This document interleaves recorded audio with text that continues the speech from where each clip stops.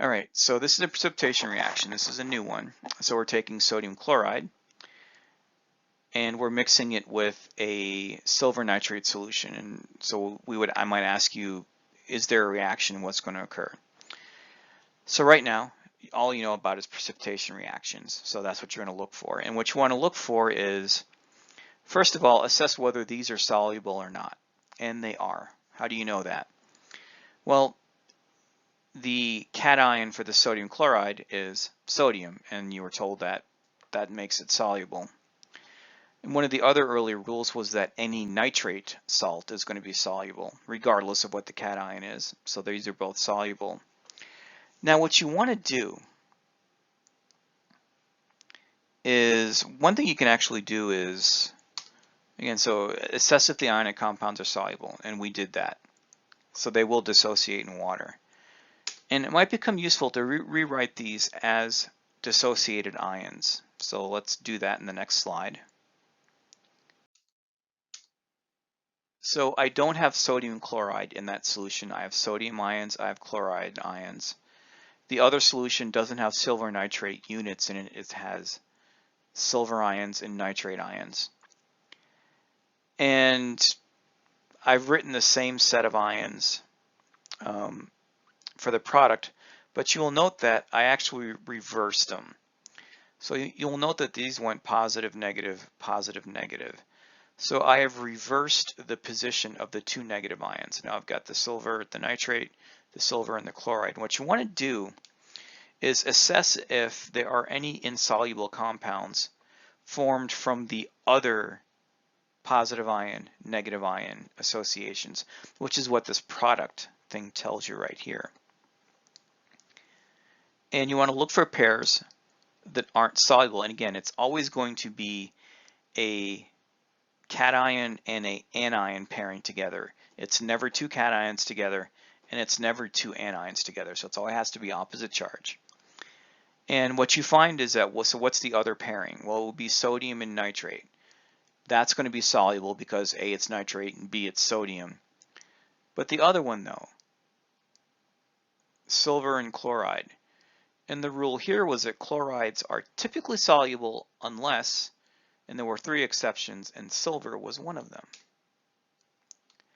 So there is a potential insoluble pair. And now I'm going to rewrite these.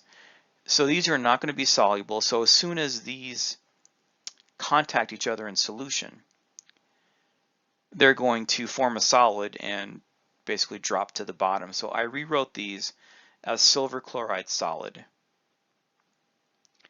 And I didn't change anything else.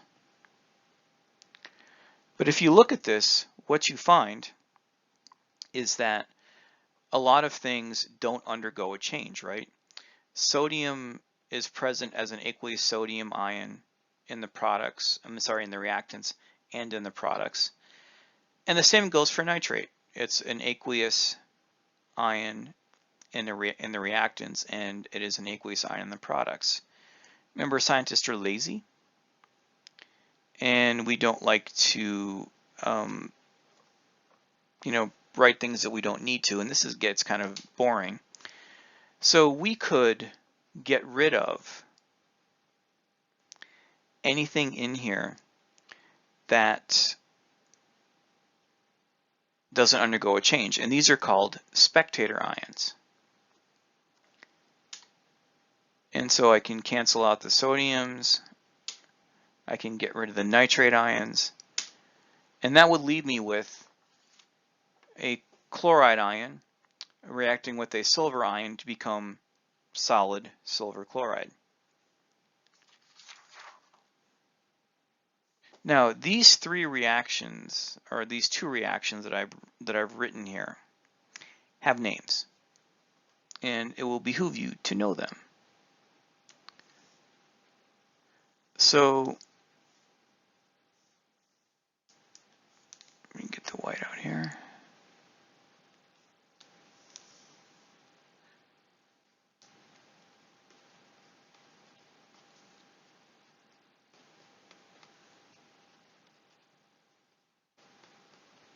This is called a total ionic equation.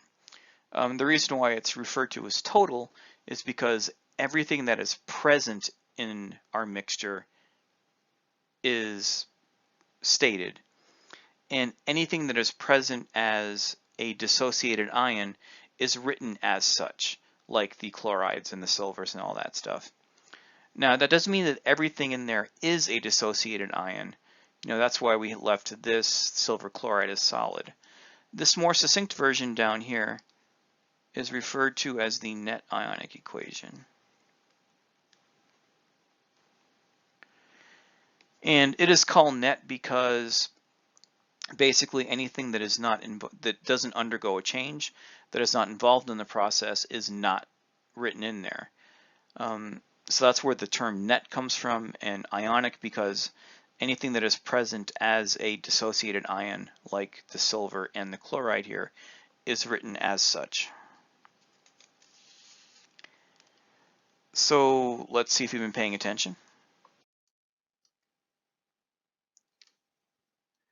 So I'm going to give you 3 reactions here. So what I would recommend is go ahead and scribble them down and go back and review the solubility rules that we've given you.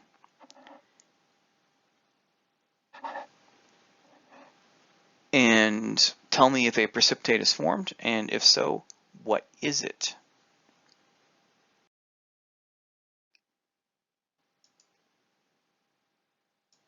All right, and here we go. So I've rewritten the equations here, but what I've done is I have highlighted, I've colored in red the cation of the first reactant and the anion of the second reactant.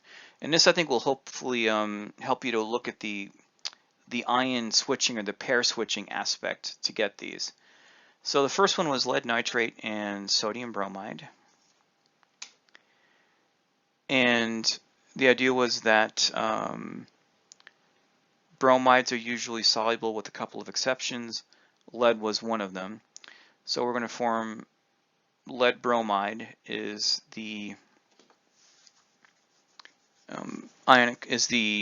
insoluble compound formed here. And for the second one, the 2 reactants are soluble. But for the products, you might want to put, you're going to pair calcium with sulfate.